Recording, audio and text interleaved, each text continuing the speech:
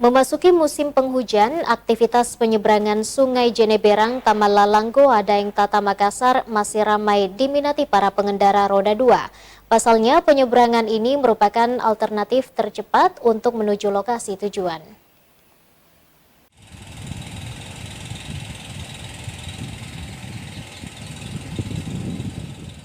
Meski kondisi cuaca sepekan terakhir tidak begitu kondusif, warga pengendara roda 2 masih setia menggunakan jasa penyeberangan Sungai Jeneberang Goa bertenaga 2 kapal motor kecil.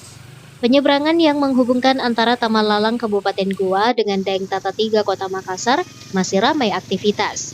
Pasalnya, penyeberangan ini merupakan jalur alternatif tercepat menuju Kota Makassar ataupun Kabupaten Goa untuk menghindari kemacetan. Pengelola penyeberangan Jamal Samad mengaku, saat ini masih melakukan aktivitas penyeberangan lantaran debit air belum mengalami peningkatan dan arus Sungai Jeneberang belum deras. Itulah karena pertama yang sebentar itu musim hujan, naik air, naik air, ya. Kemudian di sebelah kan jalanan kami kan belum permanen, Iya. kayak begini. Iya. Nah, itu juga biasa penuh air ke sana. Oh. Lecet sekali. Iya.